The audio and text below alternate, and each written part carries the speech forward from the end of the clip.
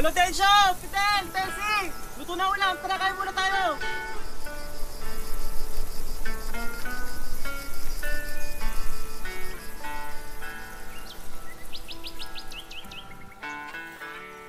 Batino ayos na Oo nga, dami ha. Makikisabi kay Ana. Salamat sa pagkain ha. Mahal. Teka, dito lang ako po. Magandang umaga sa inyo! Lolo Densyo! Magandang umaga naman. Aga nyo naman magsimula. Nakarami. Kamusta na po kayo? Okay lang naman. Teka. Hindi pa po muna kayo mag-aalmusal? Mamaya na ako, Franco, at hindi pa naman ako gutom.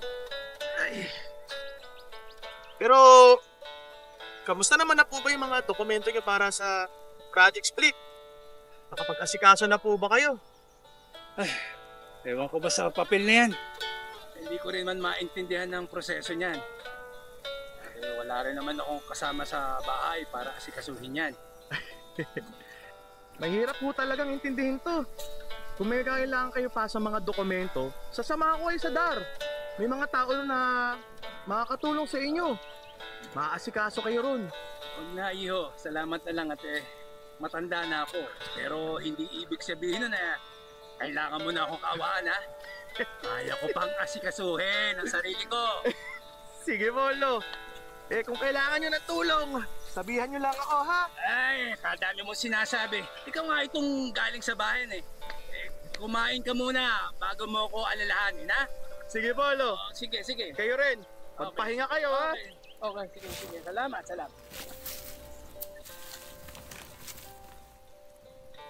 Uy! Napakasarap ng almusal natin, ha? Ay, ako na dyan. Saka pala, kamusta na yung mga papeles na para sa projects ko? Yung isang anak lang yung tumulong sa akin dyan. Hindi ko na kasi masikaso. Tsaka hindi ko alam kung ano-ano yung dapat kumpletuhin. Wala rin signal sa bahay. Kaya nakikibalita lang sa anak ni Tolentino. Ikaw ba, Fidel? Kamusta yung paglalakad mo ng papeles? Alam niyo naman, napakalain itong taniman natin. Kaya tuwing magsasaka ako, pinapupunta ko yung misis ko sa bayan para mag-asikaso. Napakaraming papeles na kailangan kumpletuhin. Lalo na't ang lupa namin, galing pa sa magulang ng misis ko. Talaga pare. Legal na dokumento yung hinahanap at kailangan nila. Pero, para sa akin ko naman ito? Konti na lang. Konting tiis na lang. Nakuha na rin natin ko.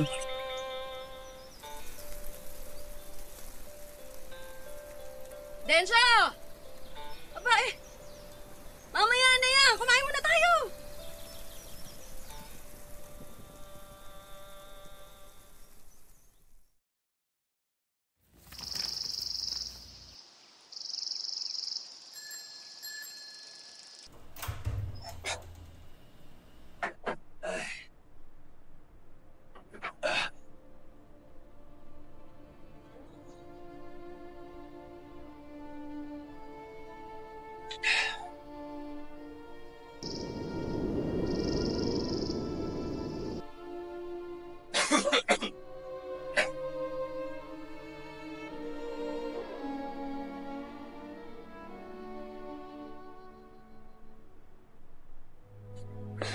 Alma, ilang taong ka nang wala pero parang nandito ka pa rin, ha? Dinig ko pa rin ang sermon mo sa isip ko.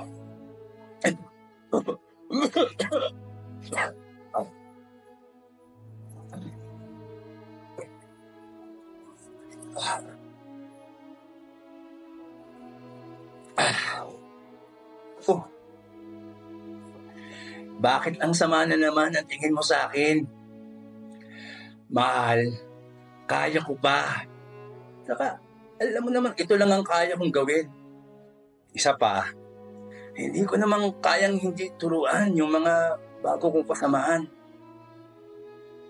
Alma, may panahon pa ako.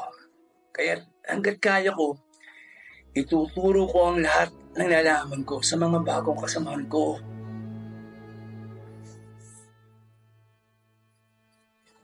O ayan ha, huwag ka nang sisimangot.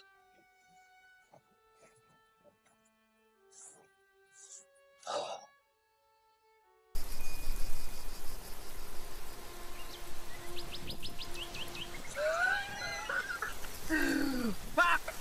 Pak! Talo ka na naman, Tessie! Abay, Tessie, ang sabi mo sa akin ay utangin mo yung pang-abono. Eh, bakit pagtotongit siyang inaatupag mo? Aba, akala mo lang tongits to, hindi pala. Eh, bakit ka nga ba narito? Ang tanong, nasaan ang abono? O baka naman naiposta mo na kasama yung pakete sa mesa. Alam mo, kung ginagalingan mo na lang ang pagsasaka, gaya ng diskarte sa baraha mo, abay, baka ikaw na may pinakamalaking ani dito sa atin. Ay, nako. Oh, kayong dalawa naman. Hinay-hinay at baka wala nang matira sa pamilya nyo, ha? Oo. Ay mga pare! Break muna tayo saglit! Pahinga muna tayo! Break. Aba, kakaumpisa pa lang natin ah! Break ka agad!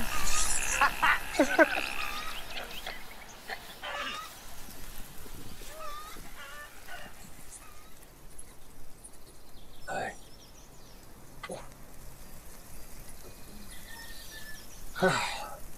Lolo Denso, oh, ano bang sekreto mo at napakasipag mo mag-alaga ng mga pananim mo? Samantalang ako, iniisip ko ng minsan sumuko bilang magsasaka. bakit mo ba napiling maging magsasaka? May mga tao na para sa sakahan at may mga tao na para sa karunungan. Hindi ba isang karunungan ang pagiging isang magsasaka? Oo nga naman, Fidel. Sabi nga nila, pag marunong ka daw magsaka, eh hindi ka magugutom. Tama si Tessie. Pero Lolo Denso, bakit ba natin pinili ang ganitong buhay? Ang hirap, nakakapagod, bigas nga ang inaani natin pero bakit madalas pa rin tayo gutom? Alam mo, Fidel, tama ka dyan. Mahirap at nakakapagod. Pero kung wala tayo, sino ang magpapakain sa bayan? Kung walang magsasaka, sino ang magtatanim para sa susunod na henerasyon? Napakalalim naman ng sinabi mo na yun, Densya. Dati-rati, iniintindi mo lang kung anong masarap na lampanog. Luma na yon, Tessie. Dati pa yon.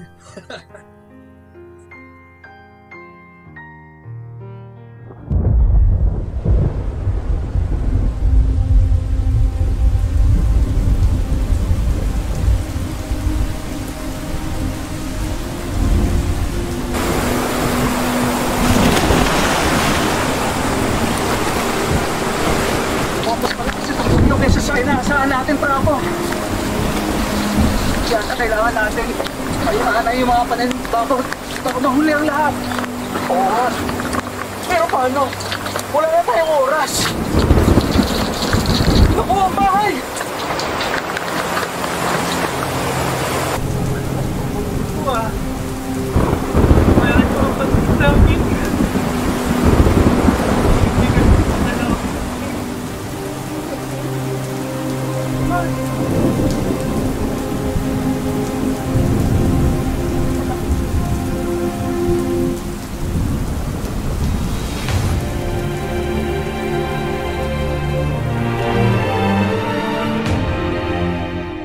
Bakit ang sama na naman ang tingin mo sa akin? Alam mo naman, ito lang ang kaya kong gawin. Bakit ba natin pinili ang ganitong buhay? Ang hirap, nakakapagod, Kung wala tayo, sino ang magpapakain sa bayan?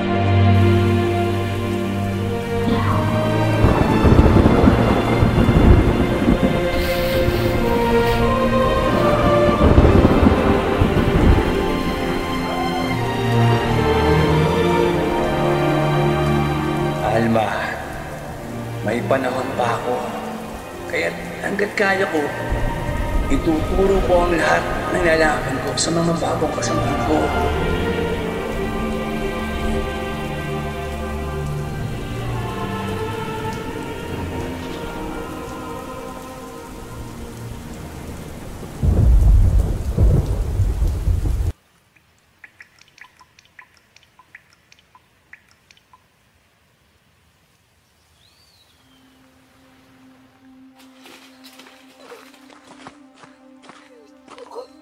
Diyos ko!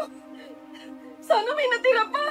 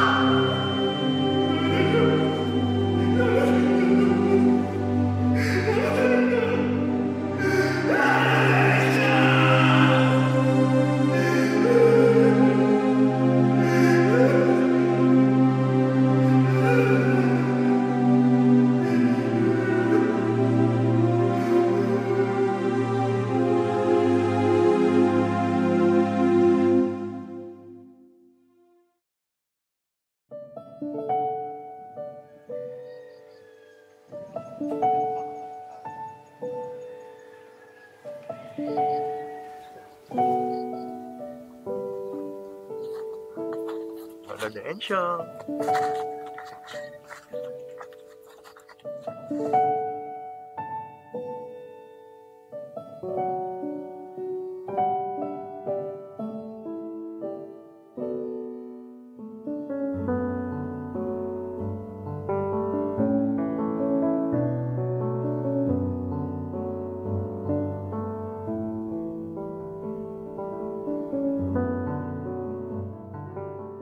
Lolo Decio, alam niyo po ba na hindi ang peste at kalamidad ang pinakamatinding kalaban ng mga magsasaka, kundi ang kapabayaan at kakulangan na pangunawan ng ibang tao sa mga sakripisyo ng mga magsasaka.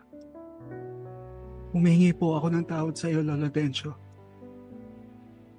Hindi ka namin natulungan.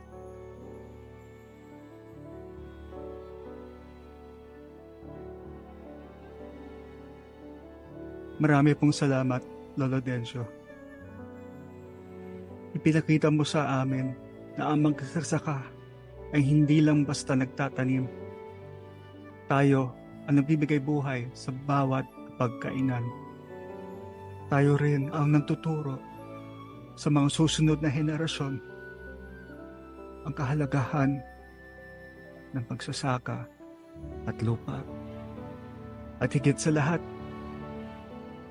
tayo ang mga kamay na nagpapakain sa buong mundo.